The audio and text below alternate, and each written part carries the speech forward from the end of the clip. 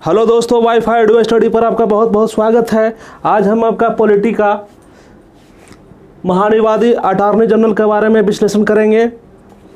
इसके पहले लोकसभा राज्यसभा का हो चुका है।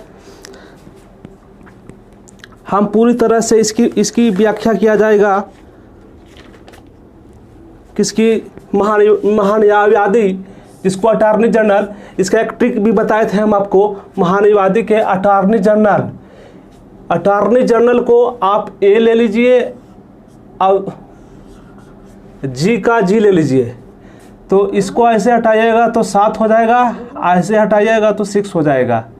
तो देखिए इसका किस अनुच्छेद में वर्णित है, तो 76 में महान्यायवादी का। अब पूरा इसका हम एक्सप्लेनेशन करेंगे, इससे हम बराबर एग्जाम में पूछा जाता है।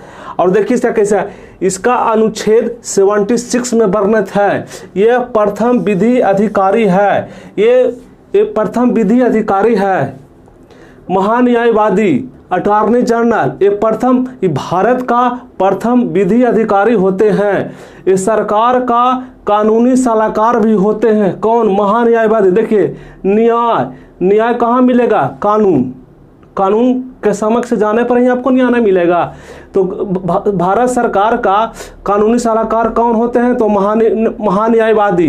अब विधि में भी कानून, तो कानून कहाँ बनता है? कानून विधि जो है कहाँ न्याय मिलेगा? आपको महान्यायवादी ही होता है। तो प्रथम विधि अधिकारी कौन होगा? महान्यायवादी। नियुक्ति अटॉर्नी जनरल का नियुक्ति कौन करता है? तो राष्ट्रपति करते हैं। अटॉर्नी जनरल का नियुक्ति कौन करते हैं? तो राष्ट्रपति। इनका कार्यकाल राष्ट्रपति के प्रसाद पर्यंत होता है। अगर राष्ट्रपति इसको चाहे तो हटा भी सकते हैं, रख भी सकते हैं। लेकिन जब इनकी रिटायर होने का आयु होता है वो 6 वर्ष या 65 वर्ष की आयु में, अगर 6 वर्ष 65 वर्ष का मतलब है कि अगर वो 62 वर्ष की उम्र में अगर उनकी ज्वाइनिंग होता है, तो अगर 65 वर्ष अगर 3 साल के बाद अगर पूर्ण हो जाता है तो उनकी रिटायरमेंट मात्र 3 साल का कार्यकाल होगा। अगर वो 50 साल की उम्र में अगर उनकी ज्वाइनिंग होता है और 6 वर्ष का कार्यकाल है तो 56 वर्ष में वो जाकर रिटायर करेंगे। या तो 6 वर्ष या 65 वर्ष, दोनों में से कोई अवस्था अगर पूर्ण हो जाएगा वो क्या हो जाएंगे? वो रिटायर हो जाएंगे। योग्यता त्याग पत्र, अगर महान्यायवादी को अगर त्याग देना पड़ता है तो राष्ट्रपति के सक्षम ही जाकर देना पड़ता है। योग्यता, अगर महान्यायवादी भारत का महान्यायवादी अटॉर्नी जनरल कौन होगा? तो सुप्रीम कोर्ट के न्यायाधीश के समान, और सुप्रीम कोर्ट के समान न्यायाधीश जो योग्यता एक सुप्रीम कोर्ट को जज होने का होता है, वही क्राइटेरिया फुलफिल महान्यायवादी अटॉर्नी जनरल अनुच्छेद 76 में जो वर्णित किया गया है उसका क्राइटेरिया फुलफिल करना पड़ता है। 5 वर्ष हाई कोर्ट, अब इसको नियुक्ति जब होता है तो कैसे होता है?